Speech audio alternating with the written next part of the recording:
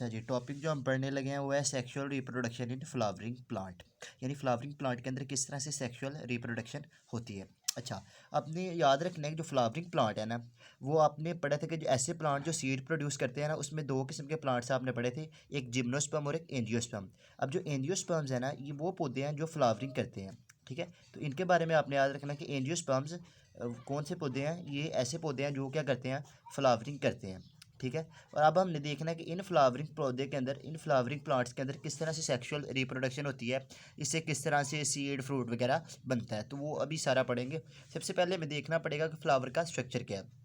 तो फ्लावर के ना आपने याद रखना है 4 होल्स होते हैं, यानी एक फ्लावर अगर लें तो फ्लावर अगर आपने इमेजिन करना है तो उसके 4 होल्स आपको मिलेंगे।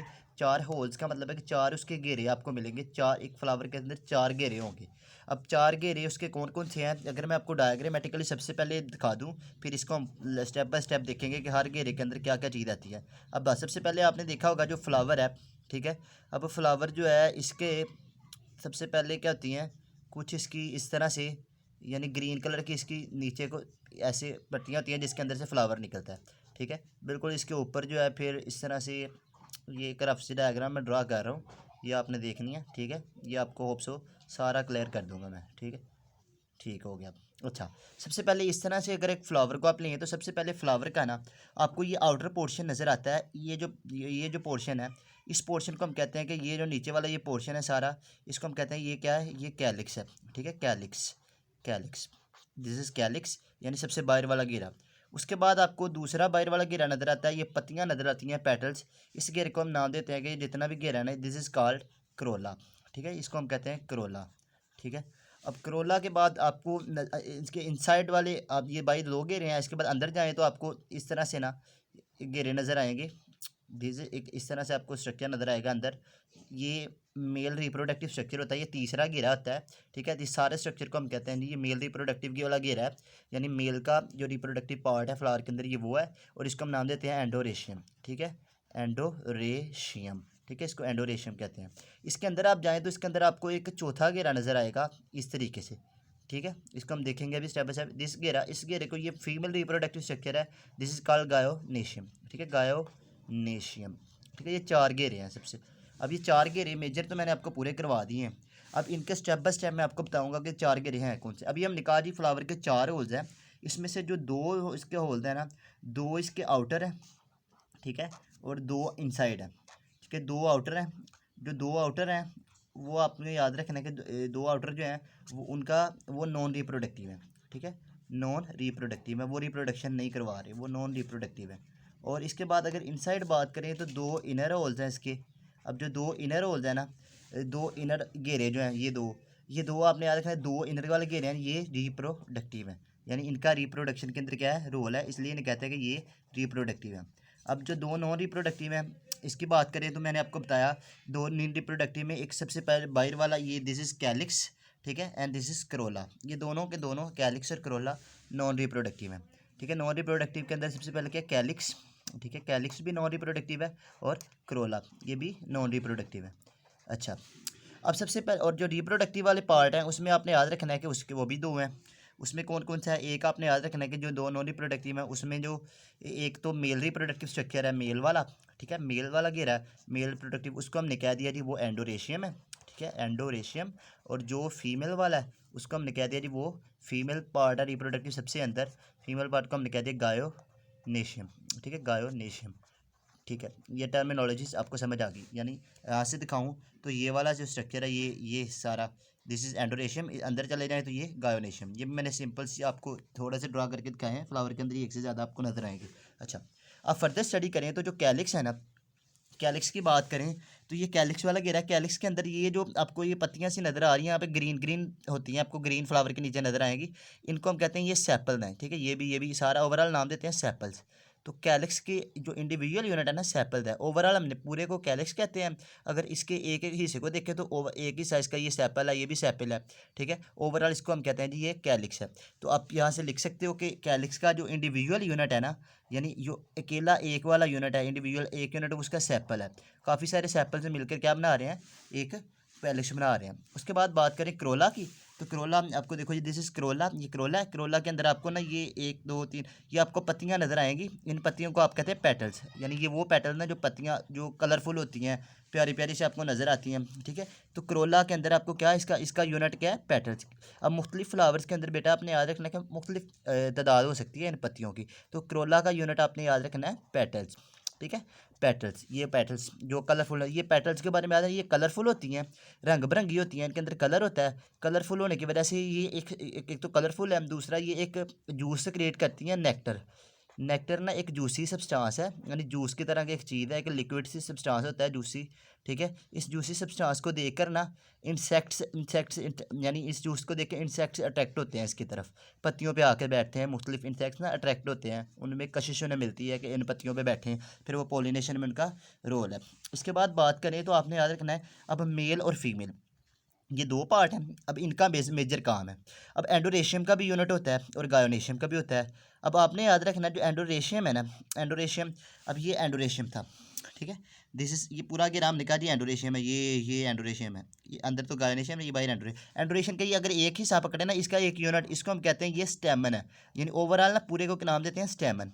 तो इस आपको पता चल गया एंडोरेशियम का यूनिट क्या है, थोड़ा सा यहाँ पे लिख रहा हूँ, स्टेमन, ठीक है, स्टेमन। कोई भी पूछा हमने स्टेमन है।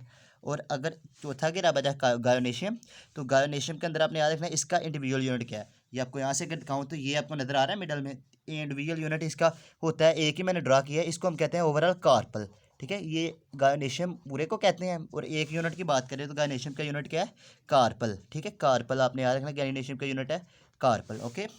अब ये कार्पल तक आपको होप सो क्लियर हो गया होगा पूरा स्ट्रक्चर। अब हमने बात करनी है किस तरह से रिप्रोडक्शन होती है, एंडोरेशियम क्या करता है, गायोनेशियम क्या करता है, ठीक है। अब ये दोनों स्ट्रक्चर में आपको ना अभी सेपरेट इनको इनकी थोड़ी सी डिटेल बता देता हूँ, ये एंडोरेशियम की और गायोनेशियम की।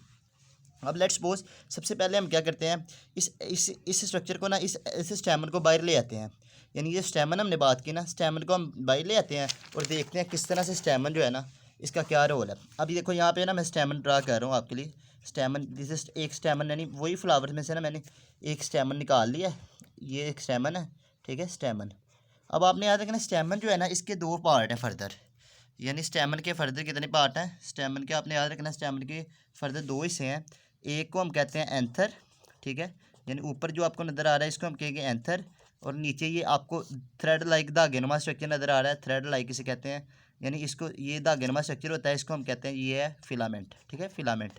ये धागेनुमा स्ट्रक्चर, इसको थ्रेड लाइक भी लिख सकते हो आप लोग, थ्रेड कहते हैं धागेनुमा स्ट्रक्चर को, यानी थ्रेड लाइक स्ट्रक्चर है, इसको हम कहते हैं फिलामेंट, ओके। अब फिलामेंट और एंथर, अब एंथर जो है ना, ये एंथर, इसके अंदर एक ये थैली सी थैलियाँ आती हैं, इस थैल को हम कहते हैं पोलन सैक्स, ठीक है, पोलन सैक्स। अभी आपको क्लियर हो जाएगा ये पोलन सैक्स क्या है। अच्छा, ये दो स्ट्रक्चर हैं किसके, स्टेमन के। आपने एंथर और फिलामेंट के बारे में याद रखना है, और आपने याद रखना एंथर जो होती है ना ये गोल सी सैक्स होती है, इसको हम नाम देते हैं पोलन सैक्स, सैक्स कहते हैं थैली को, यानी गोल थैली का स्ट्रक्चर होता है पोलन सैक्स। अब फर्दर कार्पल रह गया हमारा, तो कार्पल का हम स्ट्रक्चर देखें तो कार्पल आपको बताया था कि फीमेल रिप्रोडक्टिव स्ट्रक्चर है। तो अगर इसको ड्रा करें ना बेटा जी, ये देखो इसके भी 3 पार्ट्स होते हैं, ठीक है। इसको मैं रफ साहब को ड्रा करके दिखा रहा हूँ, ये मैंने कार्पल ड्रा किया, ठीक है। कार्पल के बाद ये लो, ठीक है। कार्पल के 3 हिस्से हैं, सबसे ऊपर वाले को बेटा जी कहते हैं, सबसे ऊपर वाले स्ट्रक्चर को हम कहते हैं जी, ये जो है ना ये है इसका स्टिग्मा, ठीक है। 3 पार्ट हैं इसके फर्दर, स्टिग्मा, ये जो सेकंड वन है इसको कहते हैं बेटा जी स्टाइल, ठीक है, स्टाइल, ये जो आप लंबा स्ट्रक्चर नज़र आ रहा है, और ये थर्ड वन इसको कहते हैं बेटा जी ओवरी, ठीक है, ओवरी। तो अभी तक 3 स्ट्रक्चर हमने पढ़े, स्टिग्मा, स्टाइल और ओवरी। अब स्टिग्मा, स्टाइल और ओवरी के बाद तो आपने याद रखना है कि यही जो स्ट्रक्चर है ना, जो ओवरी के अंदर एक स्ट्रक्चर होता है गोल सा, इसको कहते हैं ओव्यूल, ठीक है। ओवरी के अंदर क्या आता है, ओव्यूल, ओवरी के अंदर आपने बेटा जी याद रखना ओवरी के अंदर होता है ओव्यूल, ठीक है। अभी तक 3 ही से आपने कार्पल के याद रखने हैं, स्टिग्मा, स्टाइल और ओवरी। अच्छा, अब हमारी अगली बात आती है, अब हमने देखना किस तरह से ना अब सेक्सुअल रिप्रोडक्शन होती है, किस तरह से आपको एक बात तो आपको क्लियर है कि सेक्सुअल रिप्रोडक्शन है, तो सेक्सुअल रिप्रोडक्शन के अंदर हमेशा मेल जो होता है ना, मेल के स्पर्म्स जो है फीमेल के एग के साथ मिलेंगे, इसको हम कहते हैं फर्टिलाइजेशन होना। तो अब देखेंगे वो स्पर्म्स प्रोड्यूस कैसे होते हैं। आपने याद रखना है ये जो आपके पास स्टेमन है ना, स्टेमन के ऊपर जो एंथर है, एंथर के अंदर आपने याद रखना है कि एंथर के अंदर ना कुछ सेल्स होते हैं, उनको हम कहते हैं माइक्रो, ये लो एक बार ड्रा कर रहा हूँ, ये यहाँ पे मैंने ड्रा किया, ठीक है, ये हमारा एंथर है। इसके अंदर ना कुछ सेल्स होते हैं, इसको कहते हैं माइक्रोस्पोर मदर सेल। ठीक है बेटा, क्या कहते हैं इसको? माइक्रोस्पोर। ये अभी आपको सारा अच्छे से क्लियर होगा, माइक्रोस्पोर मदर सेल। ठीक है, माइक्रोस्पोर मदर सेल बेटा जी, ये माइक्रोस्पोर मदर सेल ना इनका ये डिप्लॉयड होते हैं। ठीक है, डिप्लॉयड। अब इन माइक्रोस्पोर मदर सेल के अंदर ना क्या होती है, इन माइक्रोस्पोर मदर सेल के अंदर होती है म्योसिस। जब म्योसिस होती है तो म्योसिस से क्या प्रोड्यूस होता है? म्योसिस से माइक्रोस्पोर मदर सेल जो है ये यानी इनके नंबर ऑफ क्रोमोसोम हाफ हो जाते हैं। तो अब जो इस मदर सेल में एडमिशन जो प्रोड्यूस होगा हम उसे कहेंगे स्ट्रक्चर को माइक्रोस्पोर, यानी माइक्रोस्पोर प्रोड्यूस होंगे। इन माइक्रोस्पोर के अंदर हाफ नंबर ऑफ क्रोमोसोम होंगे, इसलिए मैंने 1 और 7 लिख दिया। अब इसके अंदर रिपीटेड माइटोसिस होगी। इसके अंदर जब माइटोसिस होगी ना तो इसके न्यूक्लियर डिवाइड कर देगा और ये दो स्ट्रक्चर प्रोड्यूस करेगा। ठीक है, यानी इसका न्यूक्लियर डिवाइड करके न्यूक्लियस डिवाइड करके दो स्ट्रक्चर प्रोड्यूस करेगा। एक को हम कहते हैं जी, एक ये प्रोड्यूस करेगा ट्यूब न्यूक्लियस। ठीक है, ट्यूब न्यूक्लियस यानी माइटोसिस होगी, रिपीटेड माइटोसिस। ठीक है, आपने याद रखना है। माइक्रोस्पोर जब बन जाएगा, माइक्रोस्पोर के अंदर हाफ नंबर ऑफ क्रोमोसोम है, तो इसलिए अब माइटोसिस होगी बार बार, उससे दो चीज़ें प्रोड्यूस होंगी, एक ट्यूब न्यूक्लियस। ठीक है, और दूसरा आपने याद रखना है जनरेटिव न्यूक्लियस। जनरेटिव न्यूक्लियस यानी एक ट्यूब न्यूक्लियस हो गया, दूसरा जनरेटिव न्यूक्लियस। ठीक है, अब आपने याद रखना है ट्यूब न्यूक्लियस जो होगा ना ये क्या करेगा, ये बाद में जाके पोलन ट्यूब बनाएगा। ठीक है, पोलन ट्यूब ये भी आपको बताता हूँ किस तरह बनेगी। ठीक है, और जो जनरेटिव न्यूक्लियस है ना बेटा, ये बाद में जाके ये दो आगे ना दो स्पर्म प्रोड्यूस करेगा, इससे दो स्पर्म बनेंगे। ठीक है, दो स्पर्म बनेंगे, ये स्पर्म जाके एक्स में मिलेंगे। अब ये तो हमने कहा जी मेल का स्ट्रक्चर है, माइक्रोस्पोर मदर सेल है, उनके अंदर म्योसिस हुई। ठीक है, यानी एंथर के अंदर माइक्रोस्पोर मदर सेल थे, उनके अंदर वो डिप्लॉयड थे, रिपीटेड म्योसिस हुई, या रिपीटेड नहीं कह सकते, अब कहते हैं म्योसिस हुई, म्योसिस होने से माइक्रोस्पोर प्रोड्यूस हुए। अब माइक्रोस्पोर हैप्लॉइड है, इनके अंदर माइटोसिस हुई, तो इन्होंने दो स्ट्रक्चर प्रोड्यूस किए, एक ट्यूब न्यूक्लियस, एक जनरेटिव न्यूक्लियस। ट्यूब न्यूक्लियस बेटा जी ट्यूब से जाहिर हो रहा है, ये कोई आगे जाके पोलन ट्यूब, एक ट्यूब नुमा स्ट्रक्चर बनाएगा, उसे पोलन ट्यूब कहेंगे। और जनरेटिव न्यूक्लियस बेटा जी दो स्पर्म प्रोड्यूस करेगा। ठीक है, दो स्पर्म प्रोड्यूस करेगा जो फर्टिलाइजेशन आगे जाकर करवाएंगे। तो ये मेल का आपने याद रखना है कि अभी तक हमारे पास दो स्पर्म और एक ट्यूब न्यूक्लियस जो आगे पोलन ट्यूब बनवाएगा, ये प्रोड्यूस हो गया। अच्छा जी, अब बात करते हैं कि जो फीमेल का स्ट्रक्चर है यानी फीमेल कार्पल, इसके अंदर क्या होता है? आपने याद रखना है कि जो फीमेल का कार्पल है ना, यानी फीमेल की जो ओवरी है, इसके अंदर क्या होता है? इसके अंदर भी ना सेल्स मौजूद होते हैं, उन्हें हम कहते हैं जी मैक्रोस्पोर मदर सेल्स। ठीक है, इसके अंदर क्या होते हैं? सेल्स मौजूद होते हैं जिसे हम कहते हैं मैक्रोस्पोर मदर सेल। अंदर इस तरह ड्रा कर रहा हूँ, इसके अंदर आपने याद रखना जो सेल्स मौजूद होते हैं कहते हैं मैक्रोस्पोर मदर सेल, मैक्रोस्पोर मदर सेल। ठीक है, मदर सेल। अब बेटा इसमें भी सेम ही काम होना है, आपने याद रखना मैक्रोस्पोर मदर सेल के अंदर भी ये भी डिप्लॉयड है। इसके अंदर जब म्योसिस होती है ना, यानी म्योसिस होती है, तो म्योसिस से बेटा जी इसके अंदर ना माइक्रोस्पोर मदर सेल से मैक्रोस्पोर बनते हैं। ठीक है, मैक्रोस्पोर बनते हैं, मैक्रोस्पोर। ठीक है, क्लियर हो गया होगा आपको मैक्रोस्पोर। अच्छा, अब ये मैक्रोस्पोर जो बनते हैं ना, अब ये होते हैं हैप्लॉइड। अब आपने याद है इन मैक्रोस्पोर थे ना, इनके अंदर रिपीटेड माइटोसिस होती है, बार बार ना माइटोसिस होती है। माइटोसिस होने से ना ये आगे 8 सेल्स प्रोड्यूस करते हैं। ठीक है, 8 सेल्स प्रोड्यूस करते हैं, 8 सेल्स। अब ये 8 सेल्स प्रोड्यूस करते हैं ना, इसमें आपकी बुक में सिर्फ 2 मेंशन है। उसने बताया कि जो 8 सेल ये प्रोड्यूस करते हैं, मैं 8 सेल उसमें से मैं बता देता हूँ। 8 सेल जो प्रोड्यूस करते हैं, इसमें आपने याद रखना है कि इसमें तीन जो होते हैं वो एंटीपोडल सेल होते हैं। ठीक है, बस ये आपने अपना एक्स्ट्रा नॉलेज के लिए थोड़ा सा याद रखना है, मैं आपको बुक वाला क्लियर कर दूंगा। Antipodal cells. ठीक है, 2 जो होते हैं बेटा जी वो होते हैं फ्यूजन न्यूक्लियस। ठीक है, फ्यूजन न्यूक्लियस, फ्यूजन न्यूक्लियाई। ठीक है, ये भी क्लियर कर देते हैं। उसके बाद 2 जो होते हैं बेटा जी, एक एग सेल होता है। ठीक है, वही एग सेल जो एग आ गया आपको पता है, एग के साथ स्पर्म मिलता है। और एग सेल के साथ 2 साइनर्जिड सेल होते हैं, उसके हेल्पर सेल हैं, उन्हें साइनर्जिड सेल कहते हैं। ठीक है, ये प्रोडक्शन होगी। आपकी बुक में सिर्फ मेंशन है कि एक एग सेल और 2 फ्यूजन न्यूक्लियाई प्रोड्यूस होगा माइक्रोस्पोर से। ठीक है, बुक वाला माइक्रोस्पोर से 2 फ्यूजन न्यूक्लियाई और एक एग सेल प्रोड्यूस होगा, 2 फ्यूजन न्यूक्लियाई एक एग सेल, ये बुक में मेंशन है। अब होगा क्या, वो वाला स्ट्रक्चर आपने देखना है। अच्छा, अब आपने क्या याद रखना है कि आपने याद रखना है कि ये जो था ना आपके पास यहाँ पे जो ये जो यानी यहाँ पे आपके पास स्पर्म प्रोड्यूस हो चुके हैं, जो हमने यहाँ पे मेंशन किए हैं कि स्पर्म 2 स्पर्म जो प्रोड्यूस हुए हैं, ये सारा काम इस थैली के अंदर हो रहा है। ठीक है, आपने याद है यहाँ स्पर्म प्रोड्यूस हो गए हैं, जिन इन स्पर्म को इन जो स्पर्म प्रोड्यूस हुए हैं माइक्रोस्पोर जो माइक्रोस्पोर ने जो भी काम आगे किया है, माइक्रोस्पोर को हम पोलन ग्रेन भी कह सकते हैं, ठीक है, पोलन ग्रेन। तो आप कह लो ये पोलन ग्रेन्स जो है ना, जो इन्होंने जो भी स्ट्रक्चर बना दिया 2 न्यूक्लियस, ये क्या करते हैं बेटा जी, यहाँ से ना, यहाँ से ये आते हैं, यानी एक ही फ्लावर के अंदर जब ये 2 चीज़ें मौजूद हैं तो आपने याद रखना है एंथर से, ये एंथर है, एंथर से इस स्टिग्मा पर, यानी एंथर से स्टिग्मा के, ये फ्लावर के अंदर तो करीब करीब ही है ना, एंथर से स्टिग्मा पर पोलन ग्रेन का मुंतकिल होना ना बेटा जी कहलाता है पोलिनेशन, ठीक है, समझ आई। यानी एंथर से स्टिग्मा पर पोलन ग्रेन का मुंतकिल होना कहलाता है पोलिनेशन। जब यहाँ पे ये स्पोर्स जो बने हैं, जो भी स्पर्म्स वगैरह बने हैं, ट्यूब न्यूक्लियस बन चुकी है, ये यहाँ पे आ जाएगी ना, यहाँ पे आने के बाद ये एक जनरेटिव न्यूक्लियस और उसके साथ 2 स्पर्म है, ठीक है। जनरेटिव न्यूक्लियस क्या करेगा, यानी कि एक जनरेटिव न्यूक्लियस के 2 स्पर्म आए हैं, साथ ट्यूब न्यूक्लियस आया है, ये वही ट्यूब न्यूक्लियस है जो यहाँ पे आएगा और यहाँ पे एक ट्यूब बनाएगा। इस ट्यूब को हम बेटा जी कहते हैं पोलन ट्यूब, ठीक है। अब क्लियर होगा, हमने कहा था ट्यूब न्यूक्लियस पोलन ट्यूब बनाएगा, तो जो स्पोर्स आए हैं उनमें पोलन ट्यूब न्यूक्लियस था, उसने पोलन ट्यूब बनवा ली, पोलन ट्यूब बन गई। अब पोलन ट्यूब बनने के बाद ना बच्चों, यहाँ से ये स्पर्म नीचे आएंगे।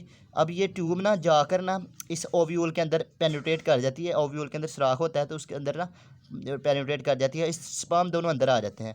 यहाँ पे जो सेल बने थे उसमें एक एग सेल भी पड़ा होता है और 2 फ्यूजन न्यूक्लियस भी पड़े होते हैं, ठीक है, बाकी सेल भी साथ होते हैं। सिर्फ आपने याद रखना है ये स्पर्म एक आएगा, एक स्पर्म आके इस एग के साथ मिल जाएगा, ठीक है। यानी एक स्पर्म इस एग के साथ फ्यूज़ कर गया, इसको इधर निकाल लेते हैं, यानी 1 स्पर्म जो था, 1 स्पर्म बेटा जी प्लस 1 एग, ठीक है। एक स्पर्म एग के साथ मिल गया, इसने फर्टिलाइजेशन करती एग की, ठीक है, और इस सेल को आगे कन्वर्ट कर दिया एम्ब्रियो में, ठीक है। अब दूसरा क्या होगा, एक स्पर्म आएगा, ये 2 फ्यूजन न्यूक्लियस पड़े होते हैं, ठीक है, फ्यूजन न्यूक्लियस 2 होते हैं, ठीक है। इसको आप इस तरह लिख सकते हो, एक फ्यूजन न्यूक्लियस है ना, फ्यूजन न्यूक्लियस में 2 होते हैं। आपने याद रखना है 2 न्यूक्लियस होते हैं, तो इसलिए इसमें ना 1n + 1n 2n होती है, ये 2n है। इसके बाद जब स्पर्म मिलता है ना, स्पर्म होता है 1n, ठीक है, स्पर्म क्या होता है 1n।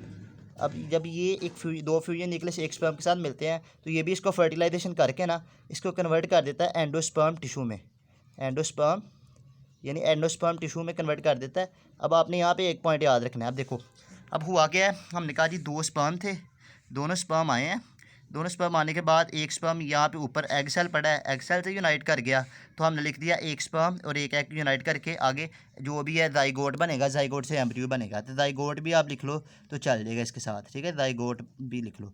आपको पता है 1n ये हाफ नंबर ऑफ क्रोमोसोम इसमें, हाफ इसमें, तो जो जाइगोट बनेगा वो क्या होगा 2n, ठीक है, ये क्लियर हो गया होगा 2n, ठीक है। अब हमने कहा फ्यूजन न्यूक्लियस पड़ा होता है, तो फ्यूजन न्यूक्लियस जो होता है ना वो 2n होता है। फ्यूजन न्यूक्लियस की बात करें ना, फ्यूजन न्यूक्लियस, ठीक है, तो फ्यूजन न्यूक्लियस उसमें ना इस तरह से 2 न्यूक्लियस होते हैं, एक और एक, तो इसको हम 2n कहते हैं। अब इस 2n न्यूक्लियस के साथ जब 1n वाला स्पर्म मिलेगा, ये 2n था 1n, तो आपको पता है एंडोस्पर्म टिश्यू बनेगी। अब ये जो एंडोस्पर्म टिश्यू बने ना इसको हम कहते हैं ये 3n स्ट्रक्चर है, ठीक है, ट्रिप्लॉइड है, 3n इसमें स्ट्रक्चर है, ठीक है। अब देखो एक ही वक्त के ऊपर 2 स्पर्म आए, एक ने एग को फर्टिलाइज करके उसको जाइगोट में कन्वर्ट कर दिया, दूसरे ने स्पर्म को करके एंडोस्पर्म टिश्यू में कन्वर्ट कर दिया, तो दिस इज कॉल्ड, ये 2 यानी एक ही वक्त में 2 फर्टिलाइजेशन हो रही हैं, तो दिस दोनों ही हैं, तो इसलिए this is called double fertilisation, ठीक है, डबल फर्टिलाइजेशन। तो इसको हम कहेंगे जी ये क्या हुई है, डबल फर्टिलाइजेशन, फर्टिलाइजेशन हुई है डबल, ठीक है। अब जब ये काम होगा तो आपने याद रखना है कि अब इस काम होने के बाद ना 2-3 स्ट्रक्चर बनेंगे। अब आपकी जो ये आपका जो ओव्यूल है ना, ओव्यूल आपका कन्वर्ट हो जाएगा सीड में, ये वाला ओव्यूल इस वक्त जब फर्टिलाइजेशन हो जाएगी ओव्यूल सीड में कन्वर्ट हो जाएगा, सीड में इसके अंदर फर्टिलाइजेशन हुई है, एक जाइगोट भी बन गया है जो जिसे आप एम्ब्रियो भी कहते हैं, और साथ एंडोस्पर्म टिश्यू भी बन गया है जो बाद में इस एम्ब्रियो की खुराक का जरिया बनेगी। ये एम्ब्रियो ने जब इस सीड ने जब भी ग्रो करना ना, इसके अंदर एम्ब्रियो है, एम्ब्रियो से फिर पूरा पौधा निकल आता है, तो इस सीड के अंदर जो एम्ब्रियो है और इसके साथ उसकी खुराक का बंदोबस्त भी हो चुका है डबल फर्टिलाइजेशन से। तो ये ओव्यूल सीड बना देगा, ये ओवरी पक कर, ये जो ओवरी की दीवारें पक के फ्रूट बना देगी, वही फ्रूट है जो आप लोग खाते हो, ठीक है। तो ये फ्रूट बन गया, उससे सीड बन गया, सीड के अंदर बाकी एम्ब्रियो और एंडोस्पर्म टिश्यू जो है वो फूड में कन्वर्ट हो जाएंगे, एंडोस्पर्म टिश्यू काम करेंगे फूड का जो भी एम्ब्रियो है। फिर जब भी ये यानी फ्रूट वगैरह बनेगा, अब ये फ्रूट के अंदर सीड महफूज हो जाएंगे, फिर ये सीड जहाँ पे भी गिरेंगे जाके इसको सूटेबल इन्वायरमेंट मिलेगा, तो ये सीड ग्रो करके पूरा प्लांट बना देगा, यानी पूरी एक स्पोरोफाइड जनरेशन बना देगा। फिर स्पोरोफाइड जनरेशन के अंदर फिर फ्लावर लगेंगे, फिर वो फ्लावर जो होंगे वो फर्दर फ्लावर इसी तरह रिप्रोडक्शन करेंगे, फ्लावर फ्रूट देंगे। इस तरह सीड को जब भी सूटेबल इन्वायरमेंट मिलेगा वो फर्दर प्लांट बना देगा। That's all about it. ठीक है, ये दोनों टॉपिक्स आपके क्लियर हो गए होंगे, होप सो।